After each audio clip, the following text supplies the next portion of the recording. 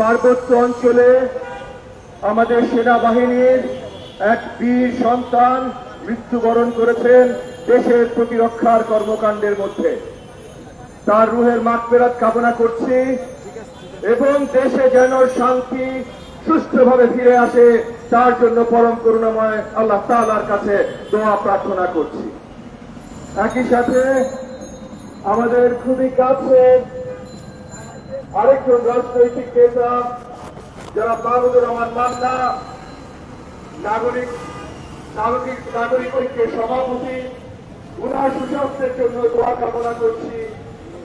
এবং আমাদের প্রধান উপদেষ্টা যে যুক্তরাষ্ট্রে সফর করেছেন, ওখানে ইউএন জেনারেল অ্যাসেম্বলিতে যাবেন এবং একই সাথে ঢাকা অর্গানাইজেশনদের সাথে আলোচনা করবেন, উনি যেন আমাদের দেশের জন্য জাতির জন্য ভালো কিছু করে নিয়ে আসতে পারেন, সেটার জন্য পরম করুণাময় আল্লাহ তাআলার কাছে দোয়া কামনা করছি। আজকে আমাদের এই সমাবেশে উপস্থিত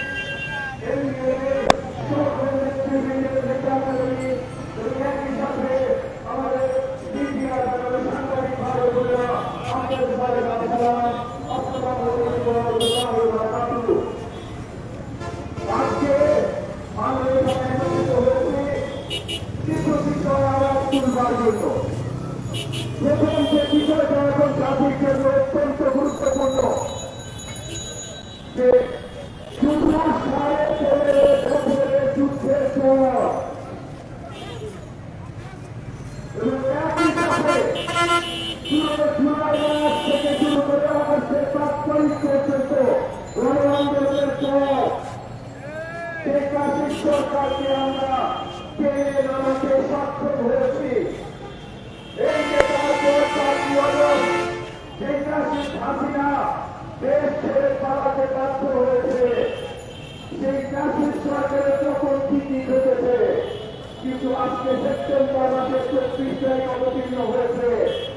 বাংলাদেশ সরকারের প্রত্যেকটি জায়গায়, প্রত্যেকটি দপ্তরে প্রত্যেকটি কেন্দ্রের নেতারায় সেই কাশির সরকারের ঘোষণা কিন্তু আমরা করাইতে পারি নাই।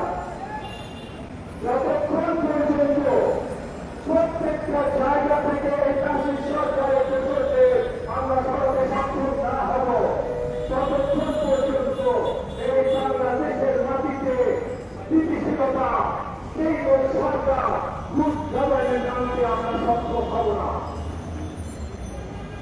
এইটা করা এক রাতে সম্ভব না, এটা আমরা মানছি। 15.5 বছর ধরে প্রত্যেকটা টেবিলে হাসিনা খুব ছাত্রলীগ, যুবলীগ বা তার জেলার পরিচয়ে, তার কাছে আনুগত্যের পরিচয়ে সবাইকে কেনারায় বসিয়েছে। এক রাতে এটা শেষ করা যাবে না, এটা প্রতিহত করা যাবে না, এটা পুনঃছিন্ন বিচ্ছিন্ন করা যাবে না, কিন্তু এইটা পদ্ধতিতে শুরু করতে হবে। অন্তর্বর্তীকালীন সরকারকে অনেক তপস্যার পর, অনেক কষ্টের পর আমরা সবাই মিলে বসে গেছি আগস্টের 8 তারিখে। তাদেরকে যে গুরু দায়িত্ব, যে মহা দায়িত্ব তাদেরকে নতুন দেওয়া হয়েছে, সেই দায়িত্বটা আমরা সবাই মিলে দিয়েছি। আমি আবার পরিষ্কার করছি, আমরা সবাই মিলে বাংলাদেশের জনগণ না, আমরা সবাই মিলে যারা আন্দোলন করে পতন পেয়েছি, আমরা সবাই মিলে এই অন্তর্বর্তী সরকারি সরকারকে এই জায়গায় বসিয়েছি এবং অনেক আশা প্রত্যাশা নিয়ে বসেছি। আমার আশা প্রত্যাশা নিয়ে বসিয়েছি, তার প্রথমেই ছিল যে এনারা আমাদের জনগণের জন্য কাজ করবে। বসিয়েছি হয়তো আমরা কয়েক বছর, কিন্তু তারা কাজ করবে 17.5 কোটি বাংলাদেশের নাগরিকদের জন্য। দ্বিতীয় প্রত্যাশা ছিল যে এই 17.5 কোটি নাগরিকের জন্য সঠিকভাবে কাজ করতে হলে সঠিক নির্বাচনের ব্যবস্থা করতে হবে এবং সঠিক নির্বাচনের ব্যবস্থা করতে হলে অনেক সংস্কার প্রয়োজন, যেগুলো ছাড়া এই অবস্থায় নির্বাচন দেওয়া যাবে না। তোমরা পরিষ্কার করবে এই সংস্কার কিভাবে করবেন এবং এই নির্বাচন কিভাবে দেবেন, কিছু গণ বাস্তবায়ন কিভাবে করবেন, এই আলোচনাগুলো শুরু করা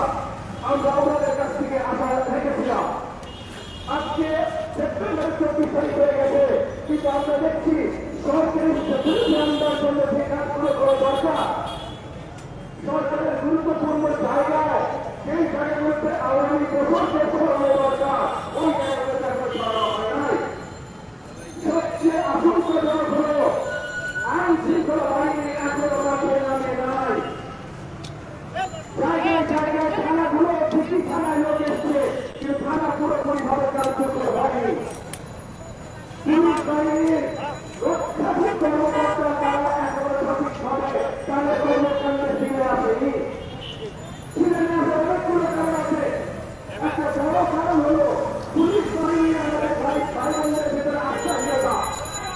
সুন্দর অবস্থাতে যে ঘটনা ঘটে গেছে তারপর তারাও জানে যে জনগণের রাস্তা কারণ করতে চলে গেছে এবং জনগণের রাস্তা যদি কারণ করতে চলে যায় তাহলে তারা জনগণের লক্ষ্যপক্ষ সঙ্গে করতে পারে না। তাহলে অন্তর্বর্তীকালীন সরকার এবং আমাদের সবার দায়িত্ব আছে যে আমাদের পুলিশ বাহিনীদেরকে তাদের আত্মবিশ্বাস ফিরিয়ে দেওয়ার জায়গায় নিয়ে যাওয়া। এই যে তাদের আত্মবিশ্বাস ফিরিয়ে দেওয়া, এই জায়গায় এখন পর্যন্ত করে বড় পদক্ষেপ আমরা দেখতে পাচ্ছি না। এইটা করা অত্যন্ত প্রয়োজন। একই সাথে পুলিশ বাহিনীতে ছোট বড় আগামী বছর দেওয়া ছিল। এখন যারা শেখ হাসিনার পৃষ্ঠপোষকতায় এই পুলিশ বাহিনীকে হেলমেট বাহিনীতে পরিণত করেছিল, পুলিশ বাহিনীকে আওয়ামী ফ্যাসিস্টের বাহিনী বা বাহাত হিসেবে তৈরি করেছিল। সিপি হারুন চিত্র এই যে যারা আছে, এসপি মনিরুল এই যে যারা আছে, এদেরকে এমন আইনের বিচারের আওতায় আনা হয় নাই। আর এই শুধু 2% না, 500 থেকে 5,000 আপনার অফিসারগণ ছিল যারা ফ্যাসিস্টের আওয়ামী ফ্যাসিস্টের বাহিনীর পরিচালক হিসেবে দায়িত্বরত ছিল। 2,000-5,000কে তাদেরকে চাকরিচ্যুত করতে হবে। সেগুলো তাদেরকে চাকরিচ্যুত করতে হবে। কিভাবে করতে হবে এগুলো কোনো কিছুই বেরোভাবে আমাদের সামনে এখন পর্যন্ত আসে নাই। প্রত্যেকটি মিনিস্ট্রিতে যারা এখনো দায়িত্বরত আছে, এই সরকার তাদের সেই দায়িত্বগুলোতে বসিয়েছিল। আমরা মাত্র 1-2 বার আগে দেখলাম আমাদের জাতীয় জানাচ্ছি মূল হচ্ছে এখানে যে বিতাড়িত মূর্তি রুহুল প্রতীক ছিল যে 5ই আগস্টের পরে নিজে পালিয়েছিল, কিন্তু তাকে চাকরিকে ঘোষণা না করার কারণে সে গত 2 মাস বেরোতেছে আবার নতুন পাণ্ডব চালানো। এই যে এই জিনিসগুলো হচ্ছে তাকে আগে চাকরি করে দেওয়া উচিত ছিল না। তার বিরুদ্ধে কি কেস আইন হওয়া উচিত ছিল না। তার বিরুদ্ধে কি আইনি কর্মকাণ্ড শুরু হওয়া উচিত ছিল না। আর সেটা যদি শুরু হতো সে পলাতক ছিল না। তার বিরুদ্ধে যদি আইনি কর্মকাণ্ড শুরু হতো পলাতক অবস্থায় এই কাজ করতে পারত, সে পারত না। তাহলে এই যে সরকারি অবস্থানের স্থিতিশীলতা আসছে না, কারণ আমরা দেখছি আমাদের সরকার এই জায়গা এই ভূমিকাগুলো আমাদের রাখা দরকার সেগুলো তারা রাখতে পারছে না। এখানে এক মুহূর্ত জন্য বলবেন না আমরা এই সরকার থেকে টেনে আনানোর জন্য বা শুধু এই সরকারের সমালোচনা করার জন্য বা শুধু চিন্তা করার জন্য দাঁড়িয়েছি না ভাই। এই সরকারকে আমরা দাবি করিয়েছি, আমরা এই কারণে দাবি করিয়েছি যে এই সরকার এখন দেশের জন্য অত্যন্ত প্রয়োজনীয় এবং এই সরকার প্রয়োজনীয় মানে এই সরকারের স্টেবিলিটি অত্যন্ত গুরুত্বপূর্ণ। তো এই সরকার যদি কোনো ভুল করে সেটা তাদের স্টেবিলিটি যদি নজর হয় আমাদের সবার জন্য এটা অত্যন্ত সংকটজনক। তো আমাদের প্রত্যেকটা পদক্ষেপ নিতে হবে যেন এই সরকারের স্টেবিলিটি কোনোভাবেই নজর না হয়। তো কোনো ভুলের কারণে যদি তাদের স্টেবিলিটিতে নজর হয় এই ভুলগুলো ধরিয়ে নেওয়া এবং এই ভুলগুলো ঠিক করে তাদের সহযোগিতা করা এইটাও আমাদের দায়িত্ব কর্তব্য। একই সাথে এই সরকার নিবেদন করেছি আমাদের ফরেন সম্পর্ক এই যে পুরাতনী সম্পর্ক একটা দেশের জন্য সবচেয়ে গুরুত্বপূর্ণ জিনিস সমালোচনা করে একটা ভারতের সম্পর্ক। আমাদের যত করে রাজনৈতিক সম্পর্ক আছে তার মধ্যে গুরুত্বপূর্ণ মধ্যে একটা হল ভারত বাংলাদেশ সম্পর্ক। ভারত বাংলাদেশ সম্পর্কে গত 15 বছর ধরে রাষ্ট্রের সাথে একটি সম্পর্ক হিসেবে চালিত হয়েছে। অন্য যে কোনো রাষ্ট্রের সাথে দুই দেশের সম্পর্ক রাষ্ট্র রাষ্ট্র সম্পর্ক হয়। আমাদের সাথে গত ভারতের নির্বাচন ছিল ভারত শেখ হাসিনা সম্পর্ক। ভারত বাংলাদেশ সম্পর্ক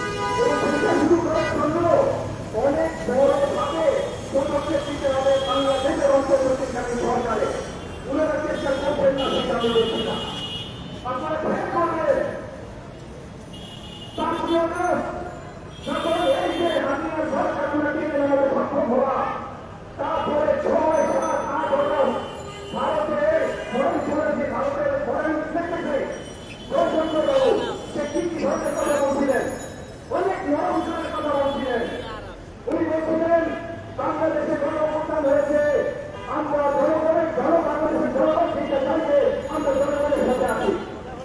তখন ওনারা বক্তব্য রাখছিলেন 8ই আগস্ট যখন বাংলাদেশে আমরা অন্তর্বর্তীকালীন সরকার এসছে, 9ই আগস্ট তারা বক্তব্য নিয়েছেন, আমি অন্তর্বর্তীকালীন সরকারকে ধন্যবাদ জানাই, বাংলাদেশের অন্তর্বর্তীকালীন সরকারের সাথে আমরা নিশ্চয়ই কাজ করবো। একই সাথে যখন হাসিনা দলের মাটিতে এটা নিয়ে আমরা কষ্ট করেছিলাম বা বিরোধী দলের কষ্ট করেছিল, তারা বলেছিল যে বাংলাদেশের লাল পাসপোর্ট নিয়ে এসছে, আমরা বাংলাদেশের লাল পাসপোর্টকে সরকার জানিয়েছি। কথা শুনতে বুঝতে পেরেছেন যে বাংলাদেশের সাথে তারা সম্পর্ক ভালো রাখতে চায়। 3-4 দিন আগে এই বক্তব্য শুরু পাল্টে গেছে। কেন পাল্টে গেছে? কিভাবে পাল্টে গেছে? 3-4 দিন আগে তারা কথা বলা শুরু করেছে, বিজেপি গণতন্ত্রে তারা কথা বলা শুরু করেছে, বাংলাদেশের জনগণকে নাকি উল্টে শুনাবে। এই ধরনের আরো বন্যাদের কথা যেটা আমরা মুখে আসতে পারি না, এই ধরনের বন্যাদের কথা তাদের সরকারি দলের বড় বড় নেতারা উচ্চারণ করছেন। তাহলে এই যে ভাষাটা পাল্টে গেছে, কেন পাল্টে গেছে? পাল্টে গেছে কারণ 1.5 মাস 2 মাস হয়ে গেছে আমাদের সরকার আমাদের এই যে দেশের মাটিতে আওয়ামী লীগের বলাতে সক্ষম হয় না। আমাদের সরকার সেখানে এখনো সঠিক জানাতে সক্ষম হয় নাই। এখন আমরা ভারতকে প্রশ্ন করে যাই, প্রত্যেক বছর 50 শতাধিক আমাদের নাগরিক তাদের মৃত্যুবরণ করে। মৃত্যুবরণ তো করে না হয়, তাদেরকে খুন করা হয়। খুন কারা করে? আমরা ফেরানি হত্যাকাণ্ড দিলাই, আমরা হত্যাকাণ্ড দিলাই, দিয়েছে বাংলাদেশ নাগরিকদের খুন করে। এবং এর আগে যখন আরো হাসিনা সম্পর্ক ছিল, তখন হাসিনার লোকের ঘোষণা করতো, আরে কোন পার্কিং করতে দেয় না, কোন পার্কিং করতে দেয় যদি মারা যায় থাকে, যদি আমার দেশের নাগরিক ধরে, তাহলে আমার দেশের জরুরি দায়িত্ব তার জানে নিরাপত্তা দেওয়া। সে কেন মারা গেছে এটা চিন্তা করা না। তো আজকে আমাদের অন্তর্বর্তীকালীন সরকারের এই আলোচনা আসতে হবে।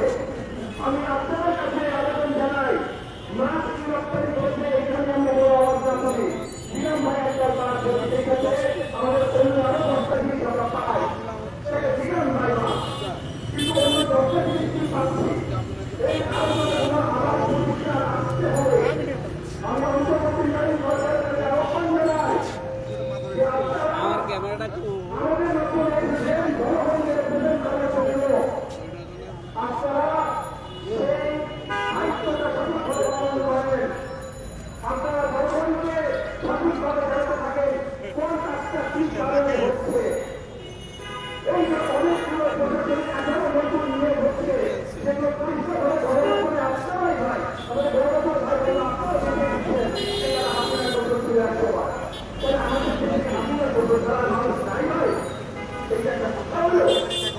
বর্তমানে যারা অলরেডি ইন্টারমিডিয়েট আছে তাদেরকে চুক্তিভিত্তিক নতুন করে নিয়োগ দেন না ভাই, এটা দেখে ইমার্জেন্সি সিচুয়েশন, ইমার্জেন্সি সিচুয়েশনে ইমার্জেন্সি কাজ করতে হবে, সব কিছু তো লক্ষ্য করতে চলবে না। এবং এই যে হাসিনা আমি সহযোগিতা করতেই হবে, সেই হাসিনাকে এই দেশের মধ্যে ফিরিয়ে আনতে হবে। আপনার সময় কত কি কাজ করছে?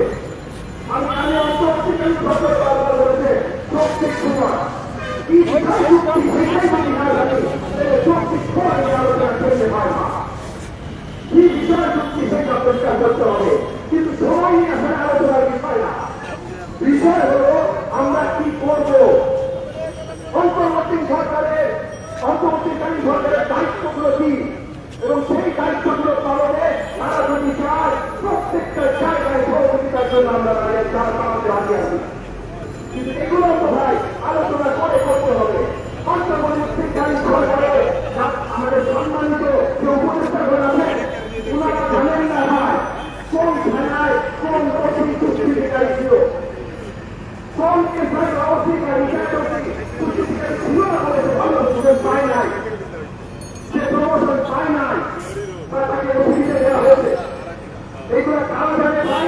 যারা মাঠের রাজনীতি করে আমরা জানি, আমাদেরকে জিজ্ঞাসা করে আমরা কান্নায়